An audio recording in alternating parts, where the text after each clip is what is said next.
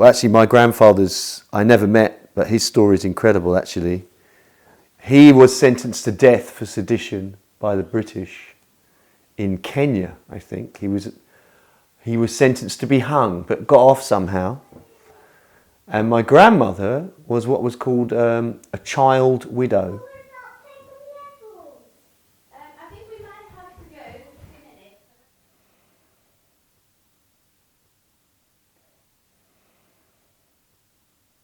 This is A.B. Das, or Ohiboshan Das, my father, who had actually wanted to study Indian classical vocals. He had a passion for that, but he was prohibited from doing so by his father, who was actually the real Dr. Das. That's my grandfather. I presume that's when he was fighting in the trenches. He can't have been much more than, at the most, he would have been 18. When I look at that, I just realise that in me is some incredible conflicts. My grandfather was in the First World War, my mother was a little girl in the Second World War, and then my dad being arrested during a demonstration in 1946. During a really tumultuous time, which was the last couple of years of British colonialism in India. So in my subconscious is a perception of war and anti-colonial resistance. A harmonium is an Indian acoustic instrument. I started using this, playing this when I was about 8, I think. My aunt started to teach us Bengali folk songs, Bengali contemporary songs, and then scales, musical scales. Well, that's my dad. I think that's about 1975 or 76. I actually think that's a kind of photo that a lot of people of Asian descent will recognise, you know. Their father in the classic factory blue or overalls, you know. That's what my dad did, he mended cranes. I have huge admiration for him for doing that. I think that's a really highly skilled job. Seriously underpaid he was, but very brave. My dad was a charge hand electrician. All the charge hands were ethnic minorities. Quite a diverse bunch actually, but all the foremen, which is the position above the charge hand, all the foremen were white. So it was quite clearly a kind of unspoken segregation, apartheid even, you know, that was just accepted without question. And I think he became an alcoholic because of that.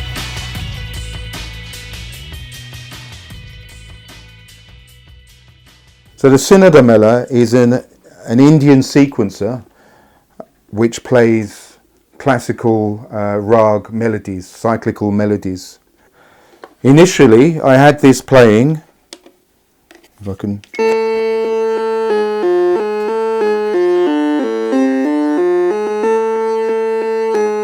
and it goes on forever like that. I would be sat there with my bass and my amp. I would drop out notes. So by the end of that session, I would have almost like a dub interpretation of that particular rag. Now watch this. This is 1969. This is me and my brother, again at something organised by my dad's works. This is the Christmas party. All with our party hats, probably watching some magician or some kid's entertainer, you know. And as you can see, we stand out a bit. But you know, I always wonder about how much it's actually affected myself, my growth, my self-image, you know. My father from India, I'm mixed, my mother from Ireland, and when I met Dr. Das first, I was involved in an organisation in Tottenham called the Asian Action Group, which was a youth group. And I used to just DJ. I was more involved with politics and stuff, various organisations, anti-fascism.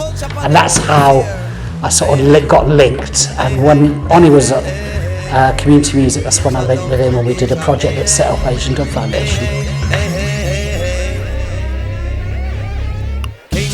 This is our Honor B2A bass, left-handed, a copy of the original Steinberger, and it's strung B-E-A-D, which means I've got a heavier set of strings and a potentially heavier, fatter sound. The world population have to take precaution from pollution, corruption, deception, infection. Politicians them claim that them got the solution, but deep in I always loved this style because of its futuristic look.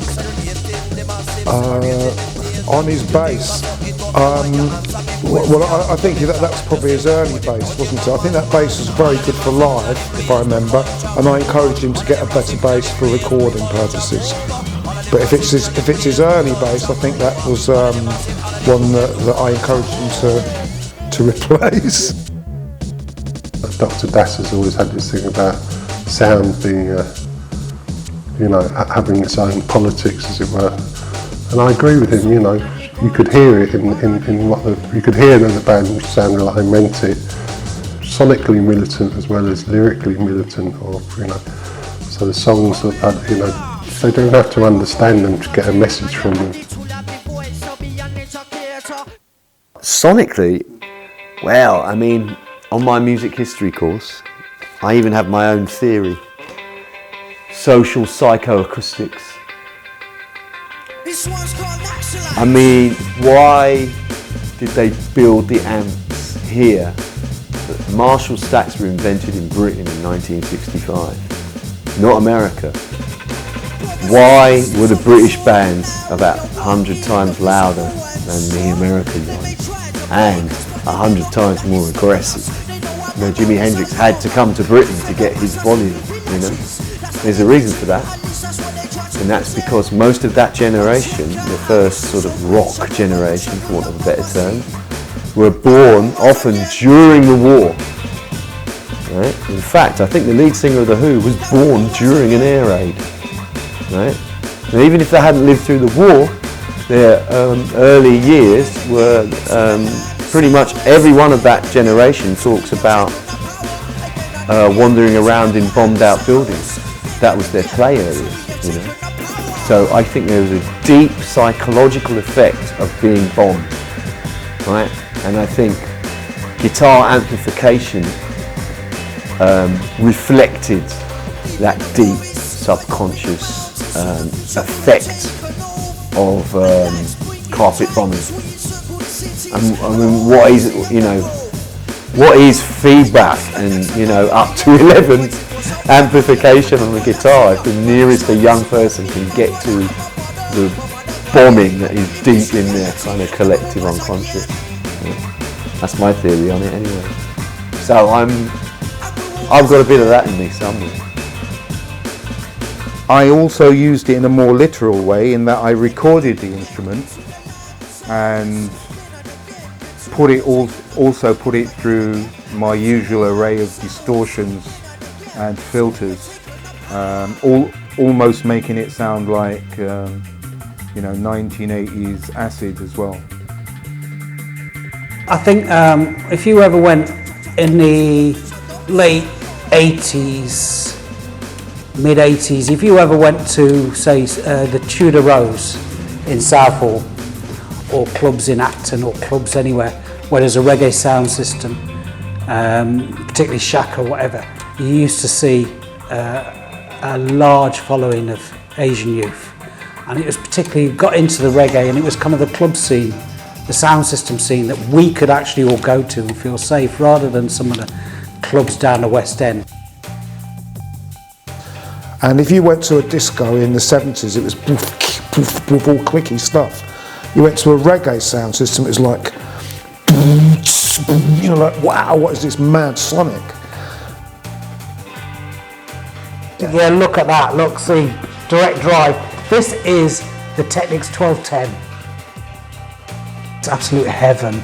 And this one's been around the world, all over the place, and it's a bit battered, but it's the delight for any DJ. Well, no, my mum was a rock and roller. My mum and dad were rock and rollers and also listened to classical sitar music. So it was absolutely a wonderful kind of explosive combination. You know, when people used to ask what our influences were in ADF, and I would talk about, when I was asked, I would talk about this and that, you know, Public Image, dub reggae, Public Enemy, acid house, jungle, what have you. But to be honest, all of that just seems like waffle, because it's really obvious what my influences were. My influences were my mum and dad, which was Ravi Shankar and Little Richard, which is a fantastic combination. Everything actually flows from that, all the other things that I could talk about. This is like a kind of, you know, genesis of, it's like the big bang of music, really, isn't it? You play those two together, put them on top, and you've got what I ended up doing, you know, ADF.